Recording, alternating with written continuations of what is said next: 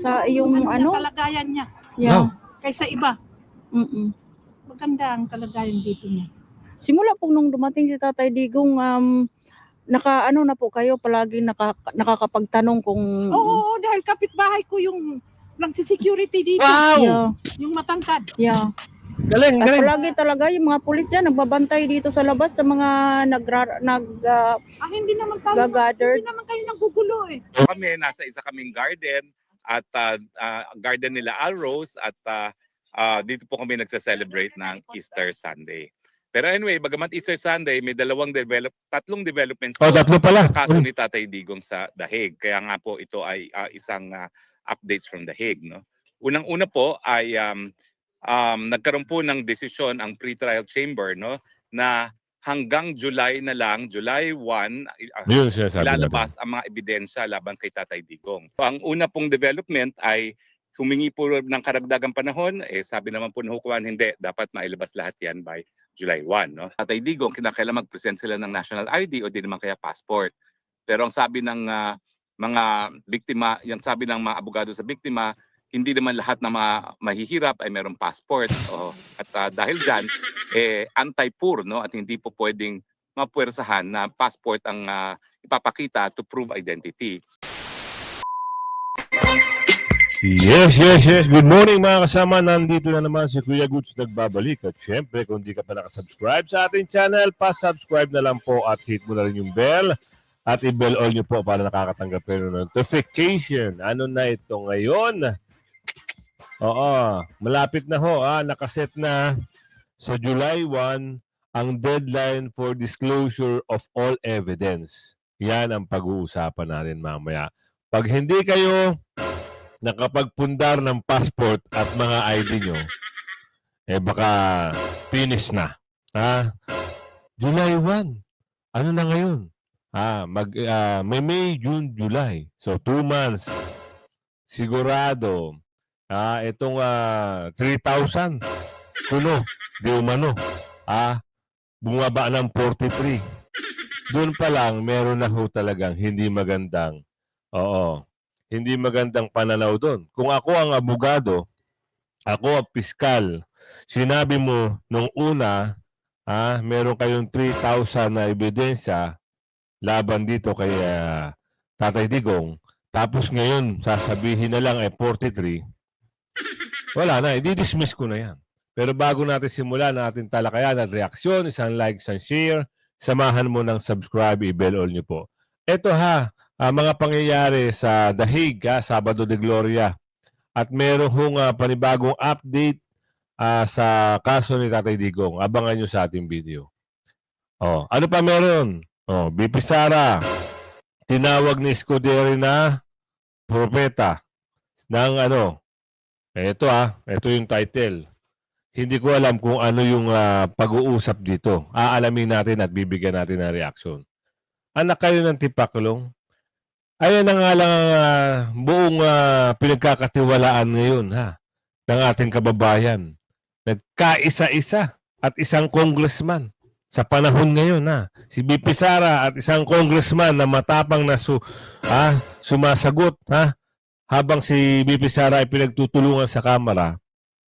Sasabihin yung propeta ng anak kayo ng tipaklong. Ewan ko sa inyo. Pagsama-sama pa kayo lahat pero hindi kayo mananalo dito sa Agila ng Davao. Tandaan nyo yan. Ayan ang sabi ni Aling Dolores. Kaya ngayon, ito pag-usapan natin at bigyan natin ng reaksyon. Tinawag ni Senate President Chis Escudero, sina Vice President Sara at Senator Amy Marcos na propeta ng kadiliman. Pinag-iingat ni Senate President Chis Escudero ang mga mamamayan laban sa kanyang tinaguriang mga propeta ng kadiliman na ang pangunahing pakay ay takutin ang sambayanan sa pagsasabing hindi maganda ang kinahaharap nila dahil sa palpak na pamumuno ng Marcos administration.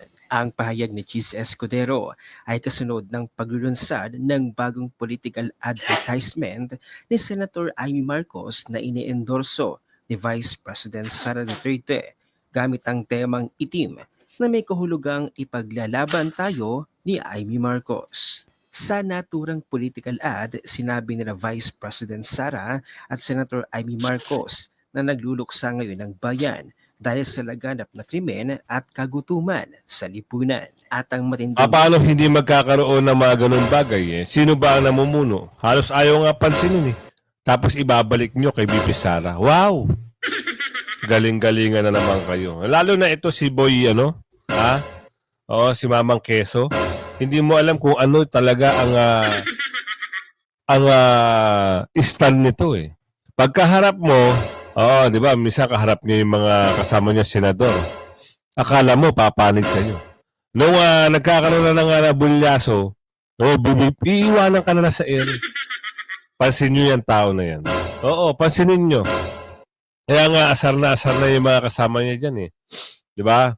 Parang gusto na nga ipalit si SP. SP si Jinggoy. Parang gusto nang palitan ni Jinggoy yan eh. Di ba? Kung kayo pagbibigyan survey lang Pero ako naman hindi naman ako panig din dito kay isa yung si Jinggoy. Ayoko rin eh. Oo, bakit? Saka na natin pag-uusapan yan. Pero kung magkakaroon ng Senate President, mas maganda mga kasama, yung walang kinikilingan, nasa gitna lang. Di ba? Kasi hindi mo magagampanan ng trabaho mo kung meron kang kinikilingan eh. Di ba? Isa pa, kita nyo nangyari kay Tatay Digong. Anong ginawa nun? Parang wala lang. Halos lahat sila nagkampihan. Pabor doon. Lahat pumabor doon sa mga gumawa ng pandudorobo kay Tatay Digong. Sipin nyo yun, Buwelta ni Chis Escudero, sa gitna ng mga pagsubok at anumang hamon, nawayang Semana Santa ay maging panahon ng pagbabago at pagkabuklod-buklod. Huwag tayong magpadala sa mga propeta ng kadiliman na nagsasabing itim at hindi makulay at maliwanag ang bukas. Dagdag pa ni Cheese, ang Semana Santa ay nagbibigay sa atin ng pagkakataon na magnilay at manalangin upang suriin ang ating mga sarili bilang isang mabuting Kristiyano at responsableng mamamayan. Ito ang panahon upang santabi muna ang anumang hidwaan, paggagamit, panlalamang, pagkakaiba ng pananaw, at ang politika na madalas naghahati sa atin. Ito ang Alam nyo, nung panahon ni Tatay Digong, wala namang ganyan eh. Di ba, maayos ang pamumuno. Walang mga durobo. At higit sa lahat, tahimik yung panahon ni Tatay Digong. Bakit? Marami hong takot. Marami hong hindi gumagawa ng mga kalokohan. Di ba? Ganon dapat. Wala na eh. Ano nangyari ngayon? Imbis na gayahin, sundin o tularan o ipagpatuloy na lang. Anak ng, di ba? Anak ng tipaklong naman Wala. Kita mo, meron pa nga isa dyan, tumatakbo ng mayor eh. Di ba? Nagdadrama. Akala mo ngayon kung sino siya ngayon. Samantalong panahon ni Tatay Digong, nakakulong yan. Oo, nag-iiyak-iyak nga sa hearing. Ngayon, ang angas na naman mga kasama. Kung ano-ano naman ang pinagsasabi sa social media. Kilala niyo yan. Di ba? Kilala niyo yan. Taga-Leyte yan. Ang daming nabubuwisit yan eh. Di ba? Tapos ngayon, nagyayabang-yabang. Bakit? Akala niya yung sinasandalan niya ngayon, matibay na. Hindi niya alam, pabagsak na nga yung sinasandalan niya. Di ba? Pagdating ng araw, baka mamaya, kulong ka na naman. Sabihin mo na naman pinagtripan ka na naman. Hindi. Meron kang lamat. Meron kang problema dyan sa iyong bayan, sa iyong lungsod. Di ba? Kilalang kilala kang isang, alam nyo na. Ito ang panahon para magpatawad at magkasundo tayong lahat bilang magkakapatid at bilang isang sambayanan. Hindi naaayon sa Kwaresma ang makipag-away at makipagbangayan para isulong ang pansariling mga hangarin at layunin. Kapwa muna bago ang sarili. Sa gitna ng mga pagsubok at anumang hamon, naway ang Semana Santa ay maging panahon ng pagbabago at pagbubuklod-buklod. Sa naging patutsada na ito ni Senate President Chis Escudero, marami ang napatas ang kilay. Bakit Semana Santa lang ba dapat magbuklod-buklod at magkaisa? Bakit hindi daw niya ito sabihin sa kanyang amo? Yan, ayan, yan ang sinasabi natin. Di ba? Ang hirap kasi. Oo. Magkano kasi ang sabi ni Aling Marie? Magkano ba? Eh hindi ho natin alam kung magkano talaga. At saka, baka nangangarap ka pang maging vice president, eh tigil-tigil. Hindi ho yan magwawagi. Bakit? Eh kilala na ho kayo eh. Subukan nyo ulit magtakbo na senador sa susunod. Last term na pala nito, sorry. Last term na pala ng mama. So, baka tumakbo o hindi tumakbo, eh wala na tayong pakialam sa kanya. Diba? Ganun lang kasimple yun. At ito, kayo ho, ay pinipilit ko na iboto yung 10 Duterte plus yung 2, eh, pagpasyahan nyo po. Alam niyo na pangarap natin, sana makatulong, sana solido rin, sana po, at makuha ni BP Sara ang kanyang pagkapanalo sa 2028. Ano ito? Ano yung pag-uusap dito? Ito na yung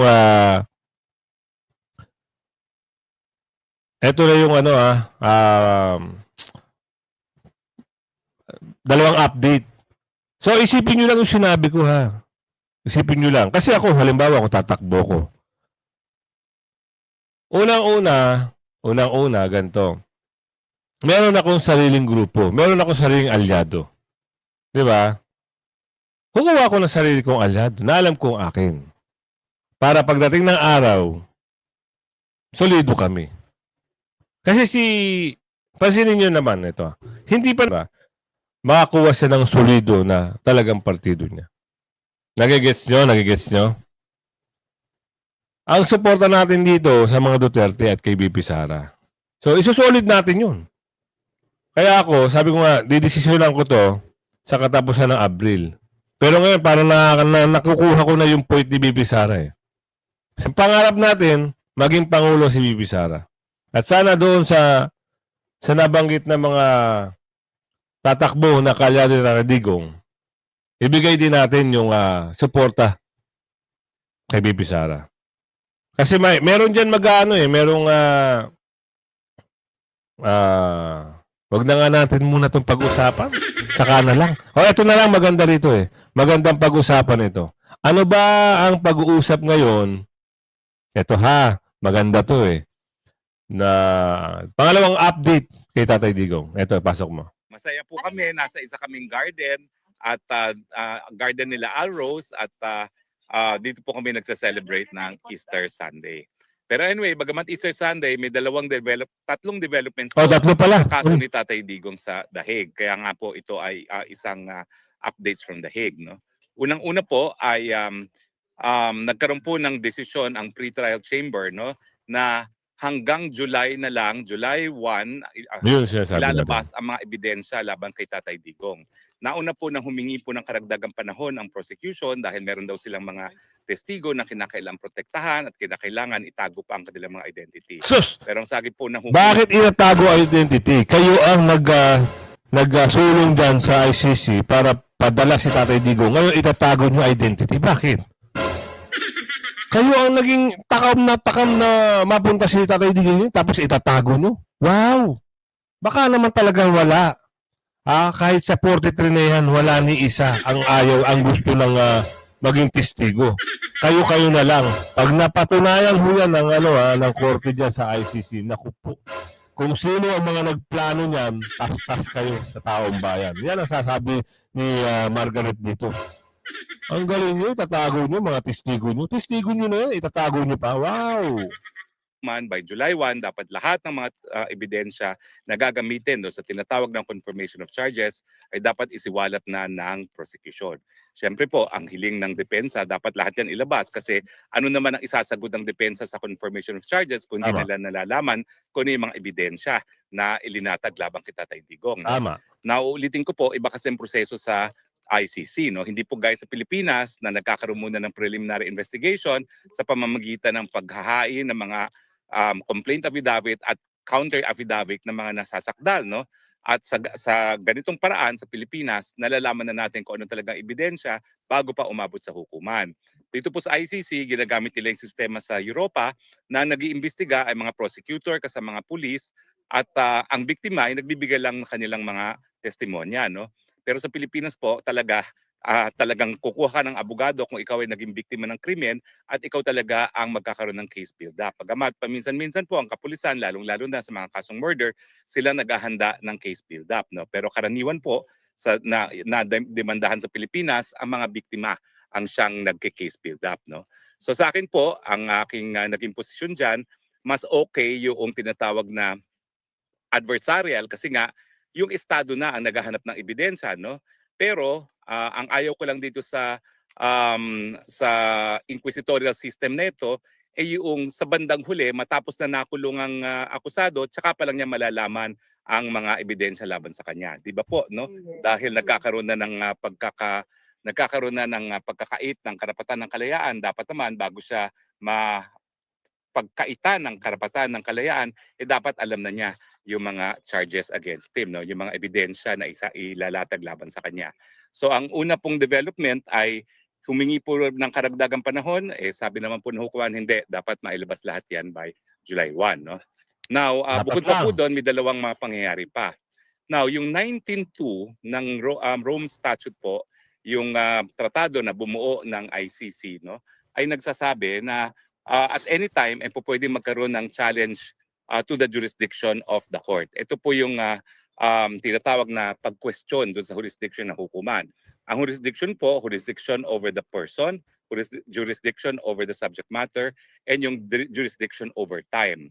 Now, yung jurisdiction over time po, ang inaasahan nating dahilan kung bakit mapapalaya ka sa lalim mabilis na panahon Yun. ang ating Presidente Duterte. Kasi bagamat ang Rome Statute ay voluntary sa mga estado, no, na maging kabahagi ng ICC, nakasaad din sa ICC Rome Statute na po pwede namang bumitiw sa pagiging miyembro ng ICC ang mga miyembro nga, no? At yan nga po nangyari sa Pilipinas, no? Now, ang kontrobersiya kasi is may nakasaad na provision sa ICC Rome Statute na kinakailangan magtulungan pa rin ng estado na bumitiw sa Rome Statute. Pero ang tanong, ito bang obligasyon na makipagtulungan, ito ba'y till kingdom come? Or ito ba ay till kingdom come ba ito? Or limitado na panahon? May nakasaad kasi dyan na kinakailangan ang lahat ng mga estado na bumitiw kung magkakaroon ng preliminary investigation o kung matitrigger yung jurisdiction ng hukuman, dapat sa loob lamang ng 1 taon matapos ang yung deposit ng instrument of withdrawal.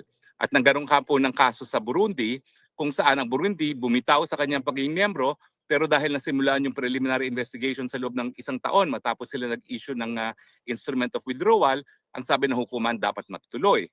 Now dahil may ganyang desisyon na, ang Pilipinas naman nasimulaan yung preliminary investigation matapos ang 2 taon na pagkatapos ng ating pagbitiw. So kung i-apply mo yung Burundi ruling, talagang dapat yan nasimulan sa loob ng 1 taon at dahil sumobra na sa 1 taon yung pagsisimula ng preliminary investigation, wala nang jurisdiction. Yun. Sa akin galing. po, yan ang pinakamabilis na pamamaraan para makauwi na si Tatay Digong, no? Pero may iba pong mga estratehiya ang mga abogado niya ngayon, so hinahayaan po natin sa kanila yan. Pero ang importante po ngayon, may mga nagtangka na mag-submit ng tinatawag na amicus brief. Ito po yung mga amicus brief, Ayun. mga paningin lang ng mga dalubhasa, no, sa larangan ng International Criminal Law kung dapat nga bang wala ng jurisdiction ng hukuman matapos kasi na magsimula ang preliminary investigation sa 2nd taon. So mayroon nagtangka na maghain ng amicus brief pero ang sabi ng hukuman, premature. Kasi hindi pa naman kinu-question ni Tatay Digong yung jurisdiction. Yan naman po yung aking tanong, bakit nga ba hindi? Kasi kilala ko naman si Tatay Digong, gustong-gusto na niyang makauwi, no? At kapag nagkaroon naman ng desisyon na wala ng jurisdiction because of yung tinatawag nating jurisdiction tempore, dahil natapos na yung obligasyon para makipagtulungan at magkaroon ng jurisdiction ng ICC, case dismissed at makakauwi na si Tatay Digong. Salamat, no? salamat. Pero anyway, ang importansya po niyan sinabi nga ng hukuman, hindi pa po pwedeng maghain ng mga amicus brief tungkol dito sa lack of jurisdiction o pagkakaroon ng jurisdiction ng hukuman dahil premature pa. Hindi pa linalabas yan ni Tatay Digong. At ako naman, ang aking nais makita, sa lalong mabilis na panahon, ilabas na yan. Kasi feeling ko naman, 100% panalo tayo dyan sa issue na yan dahil malinaw na malinaw dun sa desisyon ng Burundi na para magpatuloy ang kaso laban sa isang Pilipino, na isang estado na bumitiw na kinakailangan na simulan ng preliminary investigation within 1 year at since 2 years na talagang wala ng jurisdiction. At ang pangatlong development po is nagkaroon kasi ng issue yung mga biktima kung paano sila makakaparticipate at ang issue is Yan. identity. At sinabi po Ayan ang problema nyo. Ha? Paano kayo makakuha ng passport? Kung taga-bundok naman kayo. Sino ngayon ang magsusolder ng mga pamasahe nyo kung sakali kayo ay papuntahin sa dahil? Hindi naman pwede biasum yan. Papayagan ba biasum? Unfair naman yun. Diba? Hindi maganda yun. Halimbawa, sige, yung 30,000 kuno. Gastusan yan, hahanapin ng korte yan dito. Sabi nyo, 30,000, di ba? Bakit dito sa talaan namin, 43 lang?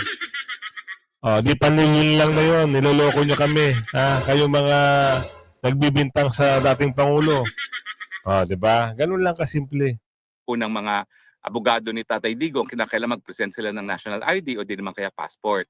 Pero ang sabi ng mga biktima, yung sabi ng mga abogado sa biktima, hindi naman lahat na mga mahihirap ay mayroong passport.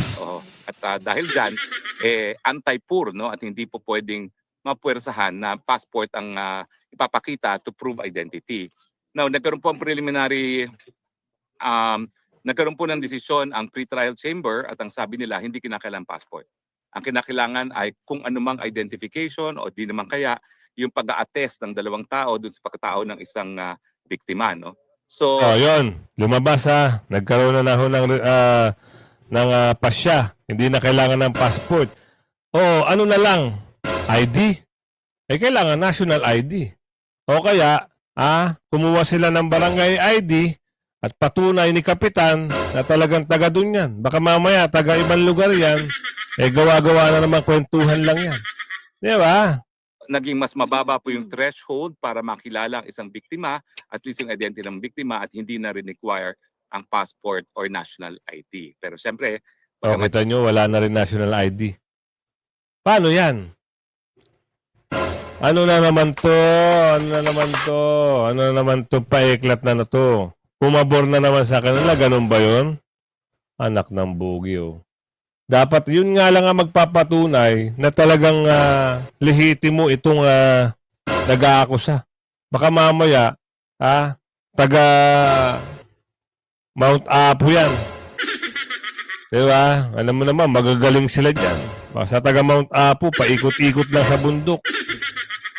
yan ay taliwas sa nais mangyari ng mga abogado ni Tatay Digong, kailangan nating tanggapin yung ganyang desisyon. Nako. So ngayon, ang suma total po, matapos ang mahigit isang buwan, nakakulong pa rin po si Tatay Digong, wala pa rin pong challenge sa jurisdiction, wala pa rin pong nahahain na provisional release. No? Bagamat, pinaplano na ng kampo ni Tatay Digong na maghain nga ng motion for provisional release. Interim. Ang lilinawin ko lang po dahil hindi na nga po miyembro ng ICC ang Pilipinas, yung provisional release po, baka hindi po yan sa Pilipinas. Kinakailangan po humanap ng isang bansa na miyembro pa ng ICC at doon siya pwedeng magkaroon ng provisional release kung papayagan ng hukuman. What are the chances? Ang sabi ko nga po, inisa-isa ko po lahat ng kaso na na-desisyon na ng ICC. Wala po silang nabigyan ng provisional release kung ang akusado ay akusado ng core crime ng hukuman. Ibig sabihin, kung akusado ng crimes against humanity, war crimes, crime of aggression, ay hindi nabibigyan ng provisional release.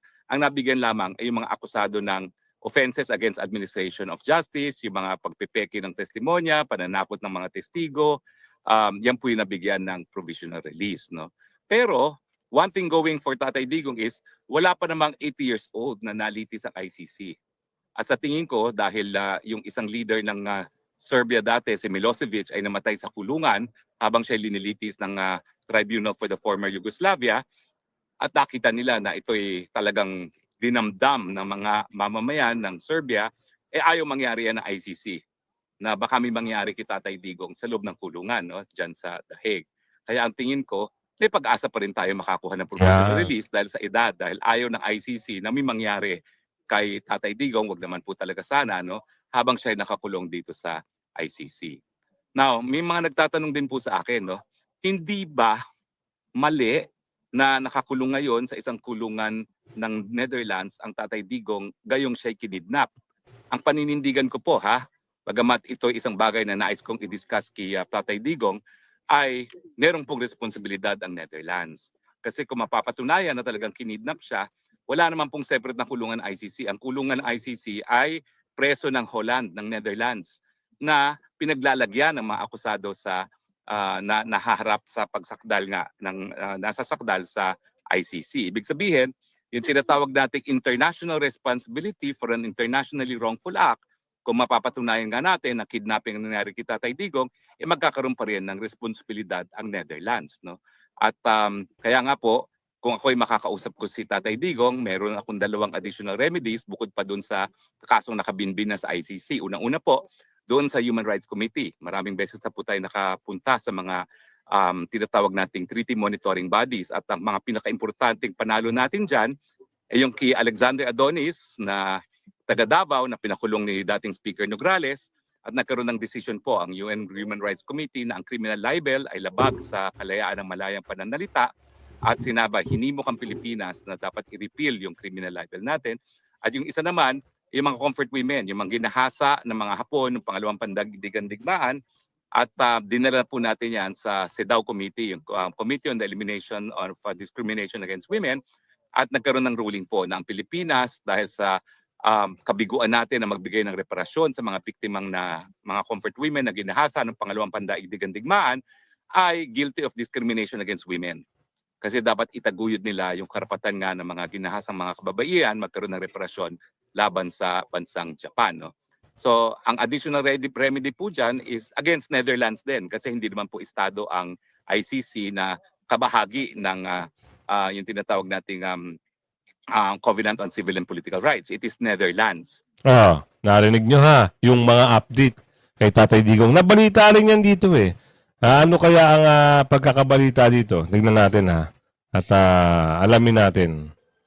The International Criminal Court has ordered its Office of the Prosecutor to complete the disclosure of all evidence against former Philippine President Rodrigo Duterte by July 1. This is in preparation for the confirmation of charges hearing scheduled for September 23. In a formal order released last week, the ICC pre-trial chamber laid out a detailed timeline for pre-hearing requirements. Duterte faces charges of crimes against humanity over his administration's bloody and controversial war on drugs.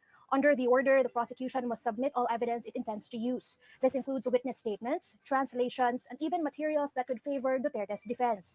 The chamber emphasized that any evidence submitted after the July 1 deadline will not be considered unless it meets narrow exceptions, such as newly uncovered exculpatory information. ICC spokesperson Karim Khan has also been directed to submit a full list of witnesses, summaries of their testimonies, a 90-page pre-confirmation brief, a 60-page list of evidence, and a document containing the charges. The chamber reminded parties that the September hearing is not a trial, but a procedural step to decide whether the case will move forward. Victims of Ibang klase, no? Ito pala yung mga sinasabi nilang biktima ko, no? Oo. Ngayon, napagbigyan ngayon sila ng alin? Wala nang passport, hindi na kailangan, hindi na raw na-record ang passport, pati national ID. Ang galing talaga nila, no? Ito mas maganda rito, Sabado de Gloria nung kahapon. Kahapon ba? Isang araw? May mga kaganapan doon. No? Update lang tayo dito. Pilipina ang cook. Okay. Talagang ang ganda pala ng no? Maganda ang niya dyan. Maganda Sa yung niya, kalagayan niya. Yeah. Kaysa iba. Mm-mm. Maganda ang kalagayan dito niya. Simula po nung dumating si Tatay Digong, na po kayo palagi nakakapagtanong kung... Oo, dahil kapitbahay ko yung security dito. Wow! Yeah. Yung matangkad. Yeah. Galing, At galing. palagi talaga yung mga pulis yan nagbabantay dito sa labas sa mga Hindi naman tayo, nag-gather. hindi naman kayo nanggugulo eh. Hindi po. Kaya, walang Kaso lang problema. ngayon, medyo pinagbawalan na nila yung masyadong marami. Aw, Opo. Kasi yun na nga, yung mga Yeah. residente dito po, nagreklamo. oo, hindi naman siguro totally nagreklamo, pero nagtataka lang ba kung bakit marami talagang tao sa labas. Oo, sa labas. Opo. At, Kasi dito mayayaman eh. mayayaman Mayayaman nakatira dito. yeah, mayayaman nga talaga nakatira dito. Lalo na yung dyan daw sa harapan na yan. Oo, mayayaman. Ayaw nila na may maraming tao sa harap ng bahay nila kasi iniisip nila yung privacy ba. Oo. Pero Mayayaman dito ang tao. kasi syempre, tingnan nga po yung mga bahay na yan, mga mansion. Mayayaman yan doon. Mm-mm. Lalo na ngayon, nabigla yan sila na palaging nag-aano yung mga Pilipino. Pero hindi naman yan sila nabibigla dahil nakikita naman nila sa TV. Opo. Taga saan po kayo sa atin, ma'am? Liti. Bisaya di ay. Kaya ako. Yeah, ako Bisaya po. Maripipi ako. Sa Mindanao na po ko. Mindanao. Pero sa lugar sa amin si Tatay Digong doon sa Kabadbaran, doon siya nung lumipat sila galing Liti. Galing Opo. ng Liti. Pero Liti din po ang pamilya ko, ang angkan ko, yung mga lola at lolo yeah. ko galing po Liti. Liti ako. Sige, marami pong salamat pa. Uwi na po kayo, ma'am? Yung kaibigan mo. Security ko dyan, dalawa security dyan na kaibigan ko. Okay po. Maganda dyan ang kulungan kaysa sa atin. Maganda dito ang kulungan. Talaga. May sarili siyang kwarto, may sarili siyang Ang kulungan sa atin, nakakaawa. Tingnan mo may yung sarili mga siyang bathroom. Nukala mo. At saka may gym pa, Oo, dito. At saka maluwag. Maluwag sa loob. Pwede naman sila makalabas. Oo. Kasi hindi naman sila mga Oo, pwede sila makalabas. hindi naman sila mga convicted. Maganda rito. Mabuti nga dito siya nakulong. Opo. Sa iba. Yeah, sige. Maganda. Wag lang. Hindi naman kayo nang gugulo eh. Kaya nga po. Naglalakad Yung ako, nag-ikot-ikot ako papunta po. Sige, mama. Salamat, ma'am. Ay, makalala. Opo. Narinig nyo si nanay. Ito na, nagpesta na naman ang ating kababayan. So, marami na Di ba? Sharing. Loving and sharing sa ating mga kababayan. Nag-meeting dito. Ito yung gusto kong apply na ako ng visa. Iniisip ko lang mga kasama. Meron bang malapit dito na Airbnb? Yung mura lang sana. Dahil pag ako ay nag-grant ng visa from Mars to The Hague, lilipad ho ako dyan. Gusto ko kong ma-witness din. Siyempre, yung kung paano natin na ipakita sa ating kababayan na talaga makikita nyo naman, masasaksihan ko na, wow, talagang totoo pala. Totoo kasi iba yung nakikita natin sa video, di ba? Pero kung naranasan mo na ikaw mismo ay nag-cover dyan, isang karangalan yun. At syempre, yung pakiramdam mo na talagang suporta mo sa kay Tatay Digong. So, sana may mag-comment na pinakang murang Airbnb dyan. Kasi inisip ko kung 7 days o 2 weeks, kahit mag-cover ako dyan, ay okay lang sa akin. Meron naman mga convenience store dyan, kain. At siyempre, kita nyo naman, may mga libreng pagkain dito. Hindi ka na magugutom. Hanggang sa muli, iniisip ko kumuha na ho ng visa. At kung sakaling papala rin, babiyahe ho tayo ng the Netherlands. Pagkakalam ko, Amsterdam po ata yung airport na bababa, no? So, yun. Sana lang prepare ko na. Hintay ko lang yung comment nyo na merong mag-comment na pinakamurang Airbnb na malapit dito sa detention center para ho mapagplanuhan ko na. Hanggang sa muli, bye-bye!